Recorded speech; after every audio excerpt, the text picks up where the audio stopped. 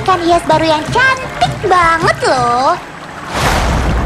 Loh, ikan-ikan hutan pada kenapa tuh?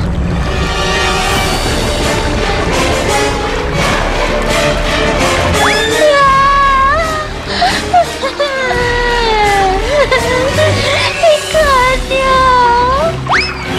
pasti gara-gara dipindahin sama si Om ini. Ayo tanggung jawab.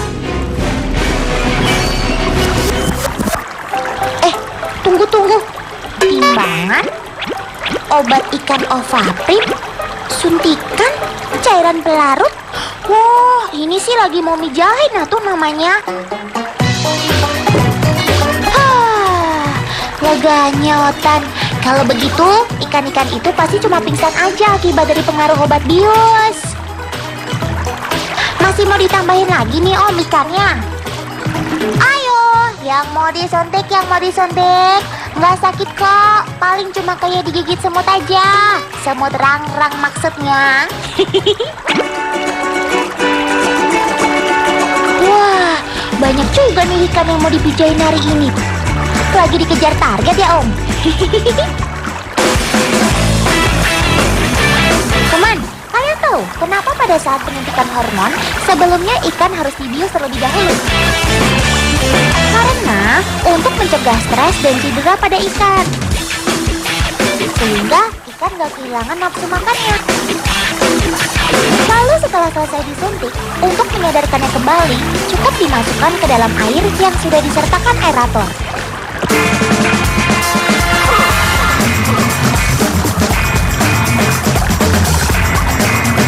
Sepertinya semua ikan sudah selesai disuntik semua tuh. Saatnya dikembalikan ke tempat semula.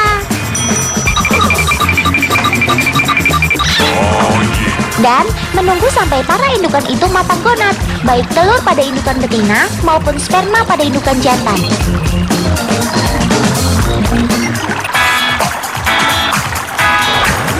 Nah, si Om udah datang tuh. Gimana Om? Ikan-ikannya sudah siap buat di stripping? Kayaknya sih memang sudah waktunya teman. Indukannya mau diambil semuanya tuh. Dan seperti biasa, sebelum dilakukan stripping, ikan harus dibius dulu biar nggak stres. Tidurlah.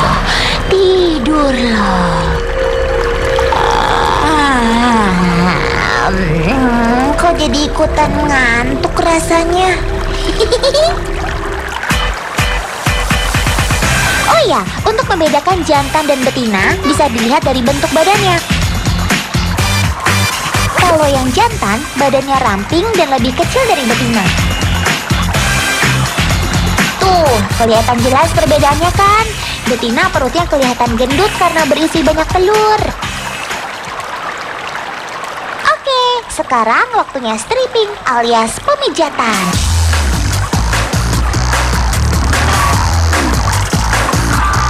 Wow, telurnya langsung keluar banyak. Setiap satu ekor indukan betina headstander bisa menghasilkan telur sebanyak 500 sampai 5.000 butir.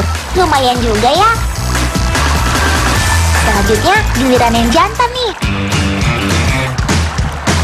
Dan setelah semua terkumpul, tinggal mencampurkan telur dan sperma ikannya yang kemudian dilarutkan dengan menggunakan cairan natrium klorida alias air infus. Dan yang terakhir, tambahkan air supaya sperma aktif dan terjadi pembuahan. Selesai deh. Yuks, mari kita tebar.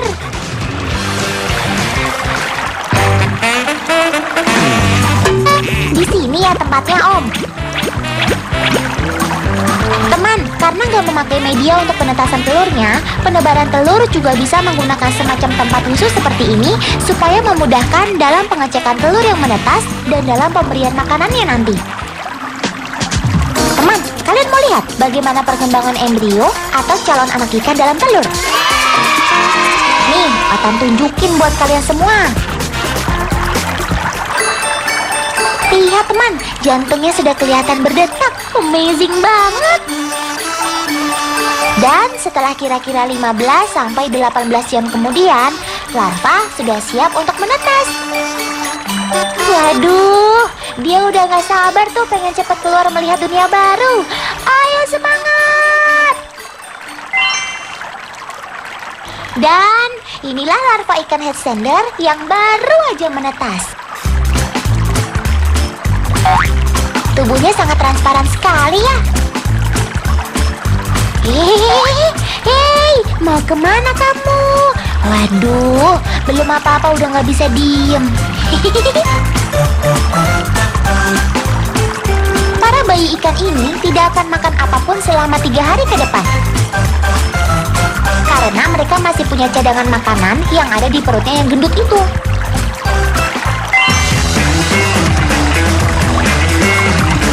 Setelah beberapa hari, beginilah wujud para anakan headstandernya. Berbeda dengan ikan dewasa, para larva berenang dalam keadaan posisi selalu tegak lurus.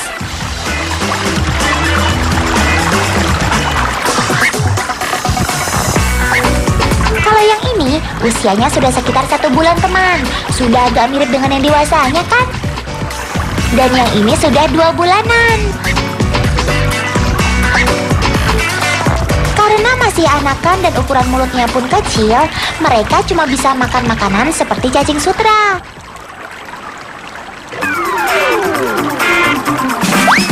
Teman, ini dia ikan hias yang Otan bilang sejak awal tadi. Bagus kan? Belum pernah lihat? Ya iyalah, soalnya mereka memang bukan ikan asli Indonesia, tapi ikan bule asal sungai Amazon, Brasil, Amerika Selatan. Namanya marble headstander fish.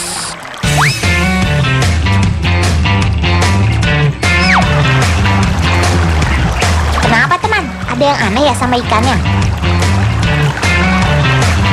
Bukannya aneh sih, tapi disitulah keunikan dari ikan hias yang satu ini. Karena mereka selalu berenang dalam keadaan berdiri di kepala, makanya ikan ini dinamakan headstander. Biasanya, si ikan headstander berenang dalam posisi 45 derajat. Tapi mereka bisa juga loh, sesekali dalam keadaan badan tegak lurus sambil tetap berenang. Wih, kita aja nggak semuanya bisa berdiri dengan kepala di bawah dan kaki di atas. Lah ini sepanjang waktu posisinya seperti itu. Apa nggak pusing ya kepalanya?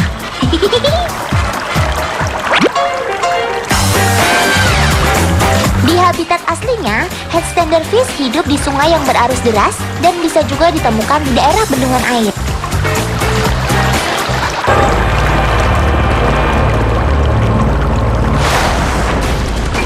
Loh, kenapa itu?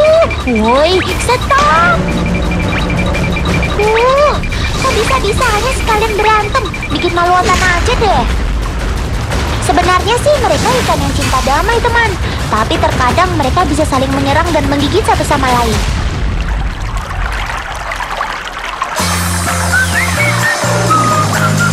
Tenang, Otan ada beberapa tips ampuh kok buat memelihara mereka.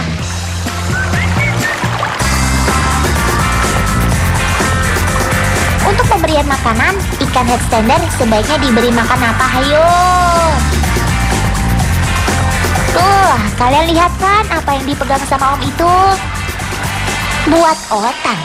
Iya sih, Otan memang suka makan sayur. Tapi yang dibawa sama si Om bukan buat Otan, tapi buat makanan si headstander. Kalian lihat aja sendiri deh.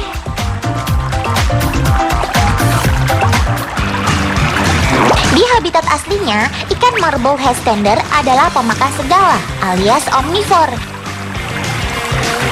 Tapi di antara makanannya itu, mereka lebih suka memakan tanaman air, daun-daunan, dan juga lumut atau ganggang. Meski begitu, ikan ini nggak bakalan nolak kok kalau dikasih makan cacing sutra, bloodworm, ataupun serangga. Oh iya, bagi kalian yang suka memelihara ikan dalam aquascape, saran Otan sih, jangan pakai tumbuhan yang berdaun lunak. Kalau enggak, bisa-bisa habis tumbuhannya dimakan sama mereka. Kalau mau amannya sih, pakai tanaman air yang berdaun keras atau paku. Sehat betul kan kebiasaan makanannya? Nah, siapa di antara kalian yang gak suka makan sayur? Malu dong sama ikan, meong-meong.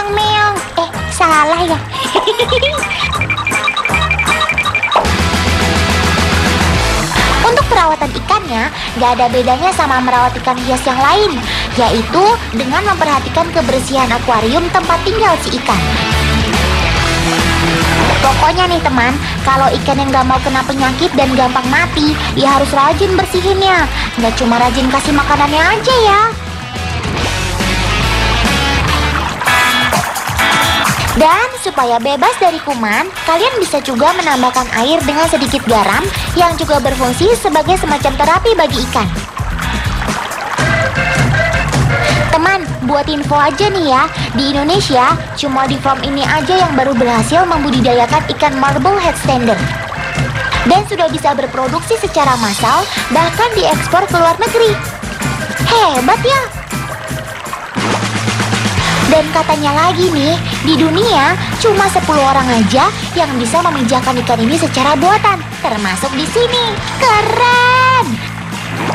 Kita harus bangga nih.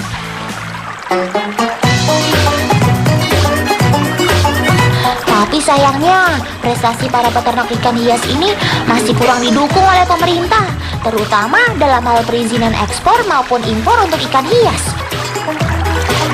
Sehingga mereka sulit bersaing dengan peternak dari negara lain. Ya, Otan sih cuma bisa berharap dan mendoakan yang terbaik.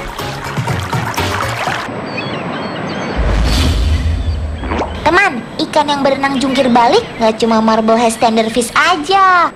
Di laut ada beberapa jenis ikan yang mirip kelakuannya loh. Kalian masih ingat dengan mereka? Tepat sekali, memang kalian benar-benar penonton setia dunia binatang. Yap, razorfish.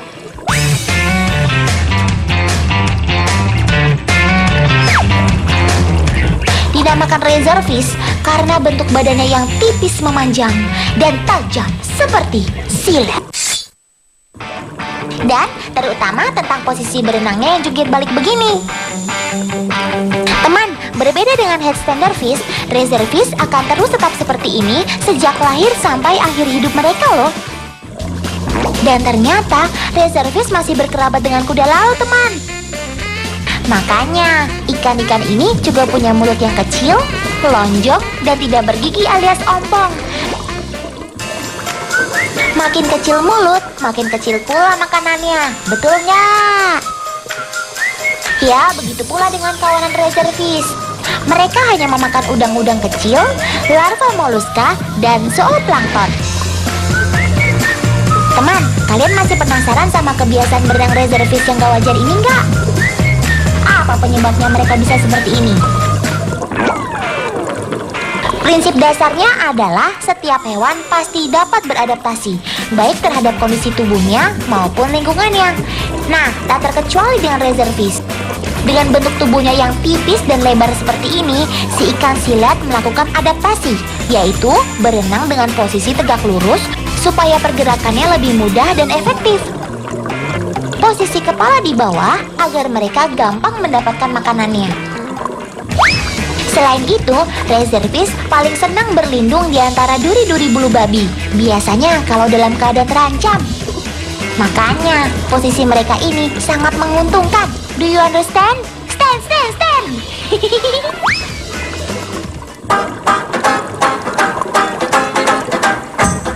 Kalau tadi pada nari-nari untuk bergerak dan melindungi dirinya dari musuh, yang satu ini beda lagi, teman.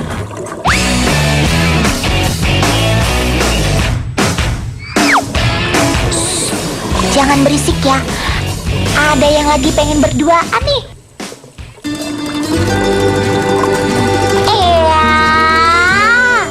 Mesranya. Teman, sepasang ikan yang bentuk badannya mirip pisau ini sedang dimabuk asmara loh. Si jantan akan menarik perhatian betina dengan berenang berkeliling, memutar, mutar sampai ketemu si betina. Hop, ketemu deh. Si penghuni besi tua ini memang sengaja mencari tempat yang tidak terlalu ramai. Proses pembuahan mereka pun tergolong sangat cepat loh. Lihat aja tuh teman, baru nempel, set, langsung lepas. Teman, coba lihat, kok ada yang menyala ya? Apa? lampu? Bukan. Mana ada ikan yang bawa lampu? Warna merah menyala ini menandakan kalau reservis betina siap dibuahi. Ya, semacam tanda pubertas atau tanda kedewasaan gitu deh teman. Yo wes, kita biarin sepasang reservis ini berduaan aja deh. Nah, sekarang kalian tahu nggak kalau ikan piso-piso ini punya saudara yang mirip banget? Tuh, itu dia ikannya. Dia adalah leaf reservis.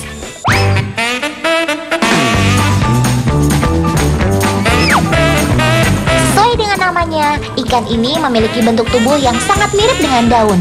Dilengkapi pula dengan moncongnya yang panjang. Hal ini bertujuan untuk mengelabui para predator serta mangsa mereka. Wah, jangankan predator deh, Otan aja nyaris nggak mengenali. Keren kan penyamarannya?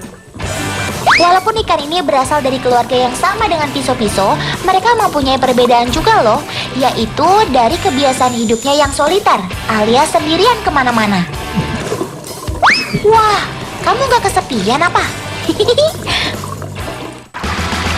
Oke, kita balik lagi ke farm ikan hiasnya yuk. Di sini ada satu lagi jenis ikan Amazon yang Otan suka. Wah, rupanya sudah waktunya makan siang nih. Asik. Ayo, makan yang banyak. Teman, ikan ini dikenal luas dengan nama Black Banded Leporinus. Tapi di Indonesia, mereka lebih dikenal dengan sebutan ikan kaos kaki.